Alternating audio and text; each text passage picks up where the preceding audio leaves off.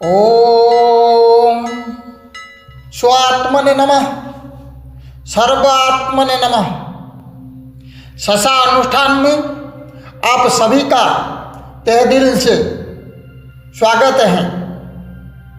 आज का बिंदु श्रीमद् भगवत गीता अध्याय 1 श्लोक 1 बिंदु 1:1।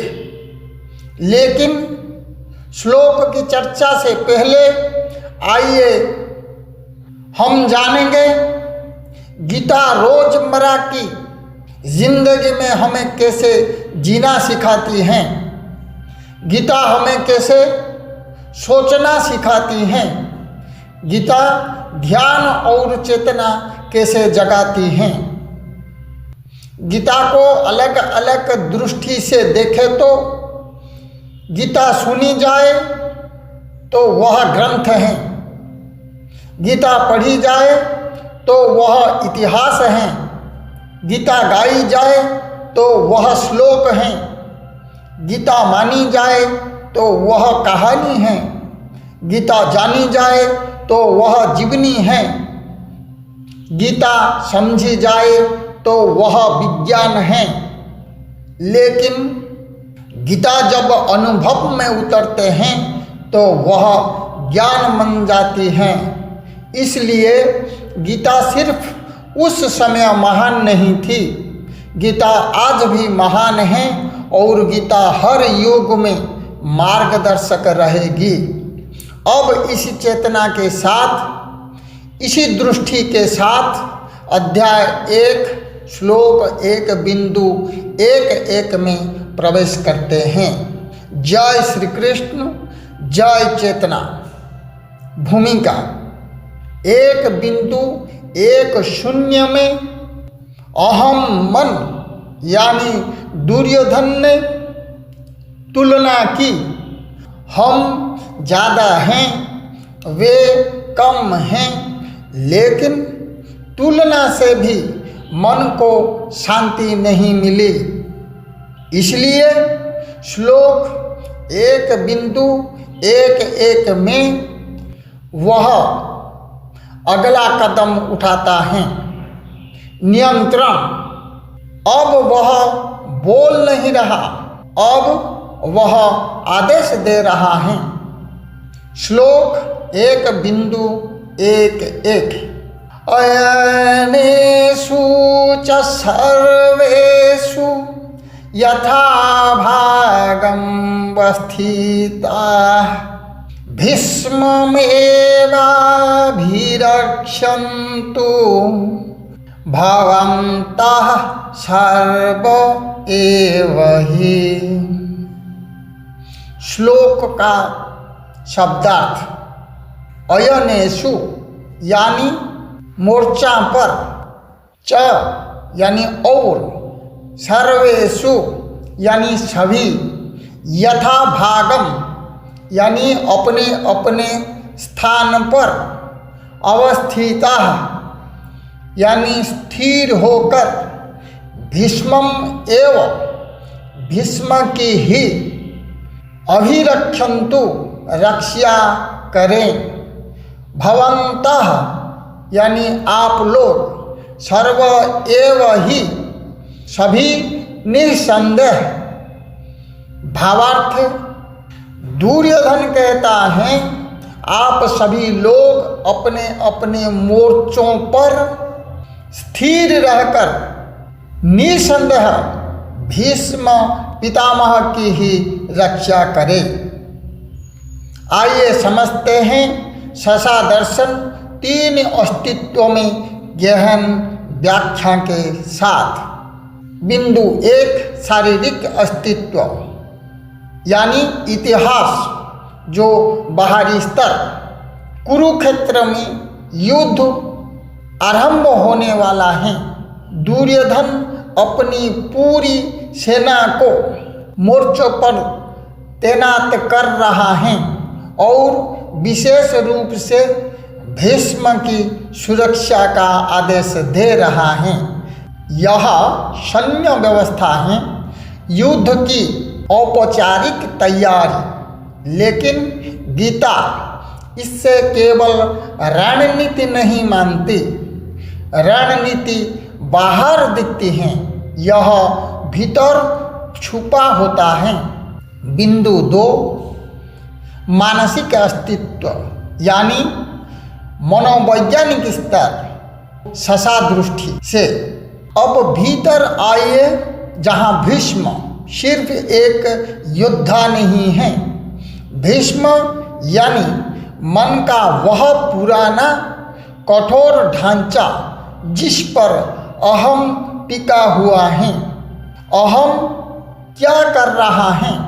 वह अपने पुराने विश्वासों, अपनी परंपराओं, अपनी पहचान की रक्षा चाहता है। जब मन को लगता है कि उसकी नींव हिल रही है, तो वह सबसे पहले अपने पुरानी ढांचों को बचाता है। आदेश देना नेतृत्व नहीं है, वह डर का लक्षण है। बिंदु 3, आध्यात्मिक अस्तित्व यानी चेतना का स्तर, जो सबसे सूक्ष्म है। अब स्व की दृष्टि से देखें तो चेतना में किसी की रक्षा की जरूरत नहीं, कोई असुरक्षित नहीं, स्व आदेश से नहीं, सहजता से चलता है। श्लोक 1 बिंदु 1 बताता है, जहाँ स्व होता है वहाँ विश्वास होता है, जहाँ अहम होता है वहाँ नियंत्रण होता है। अहम कहता है सब मुझे बचाओ, स्व कहता है जो हैं वही सुरक्षित हैं। बहुत सूक्ष्म और सुंदर स्तर हैं। आइए इसे जीवन के अनुभव से उदाहरण द्वारा ऐसे समझते हैं कि श्लोक अर्थ नहीं अनुभूति बन जाए। उदाहरण 1, माँ की गोद। स्व की अवस्था, जब बच्चा माँ की गोद में है, न कोई डर न कोई सुरक्षा की मांग, वहाँ कोई आदेश नहीं, बस होना ही सुरक्षा है। अहम की अवस्था में देखें तो बच्चा अलग होते ही रोता है, मुझे पकड़ो, मुझे बचाओ। दूरी यानी अहम, उपस्थिति यानी स्व। सूत्र, जहाँ भरोसा है वहाँ सुरक्षा की जरूरत नहीं। उदाहरण 2 में समझे तो मछली और पानी। मछली पानी में है, उससे कोई आदेश नहीं देता अब सुरक्षित रहो, ऐसे तैरो, ऐसे ऊपर उठो, ऐसे नीचे जाओ। कोई आदेश की जरूरत नहीं होती। पानी में होना ही सुरक्षा है। अहम बाहर आता है, पानी से बाहर छटपटाहट, नियंत्रण की मांग। अलगाव यानी अहम, एकत्व यानी स्व।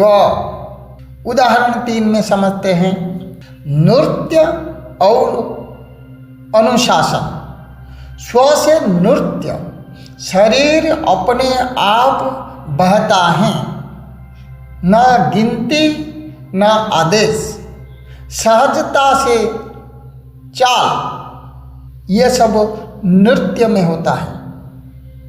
अहम से नृत्य, ये स्टेप सही है या नहीं, सब मुझे देख रहे हैं या नहीं। नियंत्रण यानी अहम, प्रवाह यानी स्व। श्लोक 1 बिंदु 1 से सीधा संबंध। श्लोक में दुर्योधन कहता है, सब योद्धा अपने अपने स्थान पर रहो, भीष्म की रक्षा करो, अहम की भाषा रक्षा करो, संभालो, नियंत्रण में रखो। स्व की भाषा, भरोसा, सहज व्यवस्था, उपस्थिति। सार, अहम सुरक्षा मांगता है इसलिए डरता है, स्व भरोसे में होता है इसलिए सुरक्षित होता है। श्लोक 1.1 का संयुक्त सार।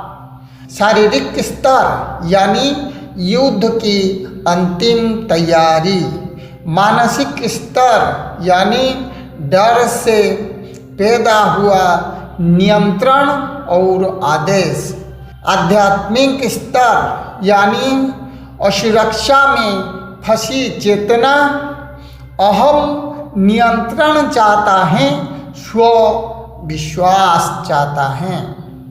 जो स्वयं पर स्थिर है वह आदेश नहीं देता, वह प्रेरित करता है।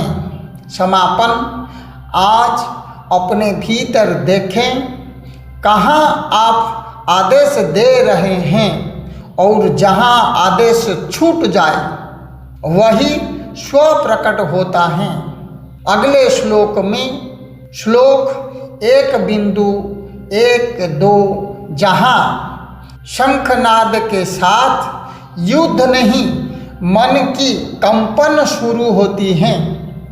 जुड़े रहिए ससा अनुष्ठान के साथ, क्योंकि गीता पढ़ी नहीं जाती, गीता में जिया जाती है। ओम स्वात्मने नमः। ओम सर्व आत्मने नमः। धन्यवाद।